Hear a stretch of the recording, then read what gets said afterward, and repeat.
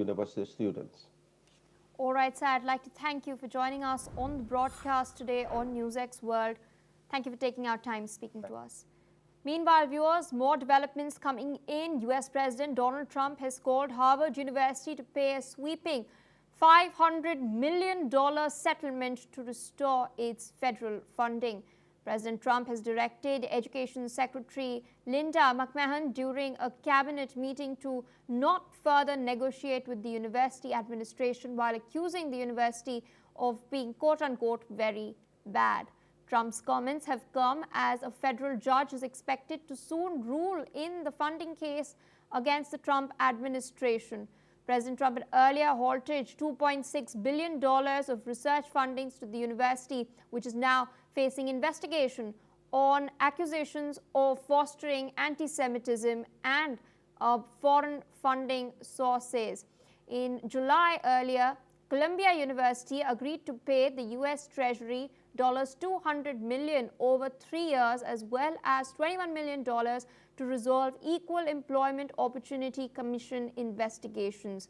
Meanwhile, September 3rd is expected to be the deadline when Harvard would be compelled to halt all federal funded projects. Joining us on the broadcast is Dr. Satoru Nagao. He's a fellow at the Hudson Institute in Tokyo from Japan.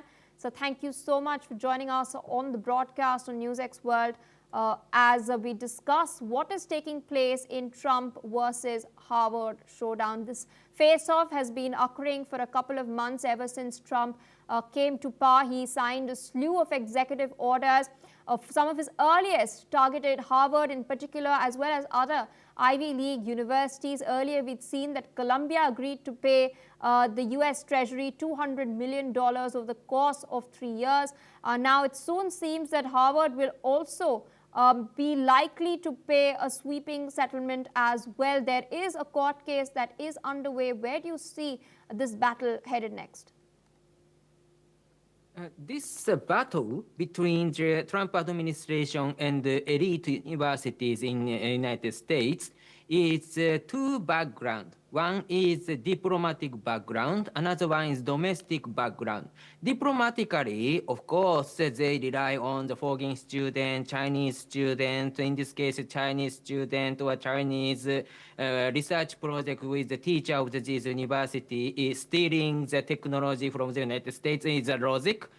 And another aspect is, of course, Middle East aspect,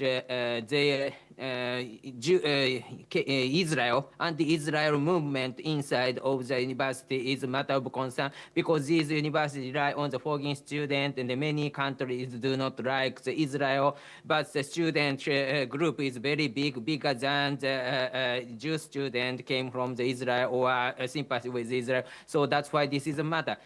These were the diplomatic aspect, but the domestic aspect is another thing. Domestic aspect, for example, some data, the Harvard Crimson or other data indicate that nearly 80% of the teachers and students was the liberal political, so simply said, this is the case of the left. So Trump administration background is, of course, right. So right people dislike the group of the left, and they dominate, nearly dominate the university. 80% is nearly dominate. So that's why they try to change the university from the liberal-dominated area to the more the right-wing lead area. So that's why this is a battle. So current leaders of the university, both teacher and student, both are the left side. And so Trump administration try to push them out is my course they want to do.